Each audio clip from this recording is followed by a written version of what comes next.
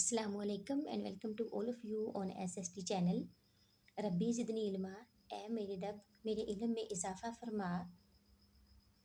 سب سے پہلے تو وہ لوگ جو چینل پر نئے ہیں وہ چینل کو سبسکرائب کر دیں. کیسے ہیں آپ سب؟ امید کرتی ہوں کہ آپ سب خیریت سے ہوں گے. تو جی اسٹوڈنٹس، آج ہمارا مضمون اردو جماعت ہفتم، عنوان ہے اسم علم کی اقسام، لیکچر نمبر 1.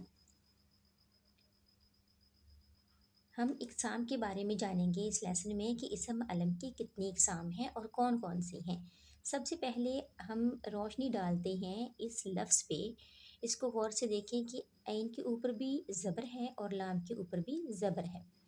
تو اگر ہم اس کو زبر کو ہٹا دیں تو ہم علم بھی پڑھ سکتے ہیں، لیکن ایک چھوٹی سی زبر لگانے سے یہ ہے علم. علم کے معنی ہے جاننا، جبکہ علم کے معنی ہے جھنڈا یا نشان کہ پہچان.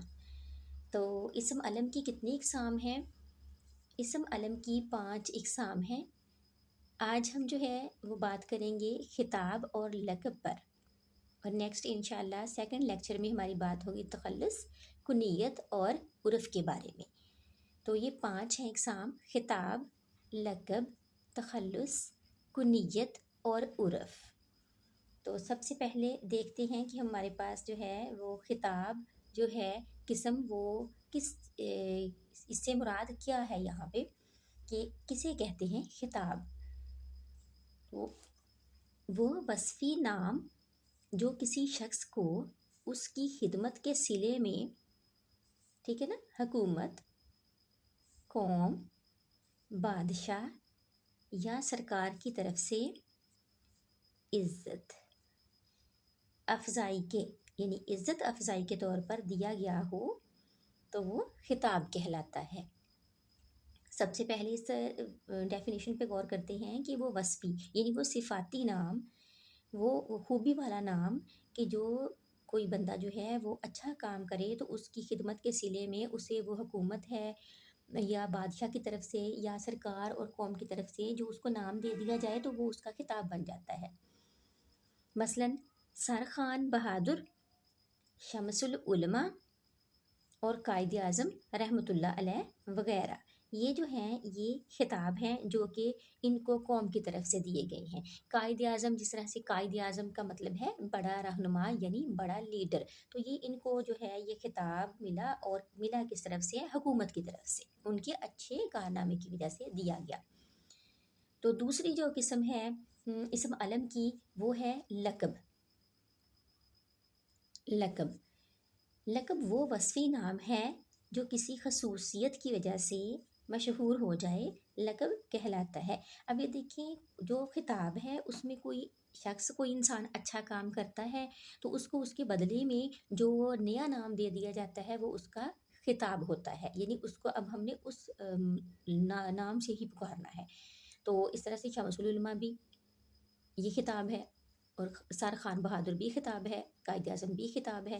اب یہاں پہ جو لقب ہے وہ وصفی نام ہے، لیکن وہ کیوں لقب اس کو کہا جاتا ہے کہ جب کسی شخص کو یا کسی بھی انسان کو یا کسی کو بھی کسی خوبی یا خصوصیت کی وجہ سے دے دیا جائے اور وہ اسی نام سے مشہور ہو جائے تو وہ لقب کہلاتا ہے. وہ اس کا نام جو ہوگا وہ لقب کہلائے گا، ٹھیک ہے نا. جیسے حضرت موسیٰ علیہ السلام کا لقب کلیم اللہ. اب حضرت موسیٰ علیہ السلام اللہ کے پیغمبر تھے، اور ان کا لقب کیا تھا؟ ان کا لقب ہے جی کلیم اللہ. کلیم اللہ، کلیم کلام سے نکلا ہے، بات چیت سے نکلا ہے، اللہ تعالیٰ سے، کیونکہ انہوں نے اللہ تعالیٰ سے کلام کیا تھا، بات کی تھی، اس لیے ان کا یہ لقب پڑ گیا کہ ان کو کلیم اللہ بھی کہا جاتا ہے. حضرت اسماعیل علیہ السلام کا لقب، اب حضرت اسماعیل علیہ السلام کا لقب کیا ہے؟ ذبیح اللہ.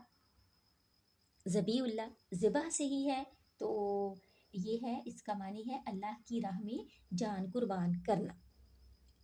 تو وہ ذبیح اللہ کہلائے کیونکہ انہیں جو ہے وہ اللہ تعالیٰ کی طرف سے جب حضرت ابراہیم علیہ السلام کو یہ خواب میں اشارہ ہوا تھا کہ اپنی سب سے بہترین چیز کو اللہ کی راہ میں دے دیں، تو حضرت اسماعیل علیہ السلام کی قربانی کا حکم ہوا، اور پھر اسی وجہ سے ان کو ذبیح اللہ کا لقب بھی مل گیا. تو اس طرح سے ایک اور مثال یہاں پہ ہم لے لیتے ہیں، حضرت علی رضی اللہ تعالیٰ عنہ کا لقب اسد اللہ، یعنی کہ اللہ کا شیر، بہادر۔ حضرت علی یہاں پہ ہم رائٹ کر لیتے ہیں حضرت علی کا لقب، حضرت علی رضی اللہ تعالیٰ عنہ کا لقب، ان کا لقب ہے اسد اللہ، یہاں پہ رائٹ کر لیتے ہیں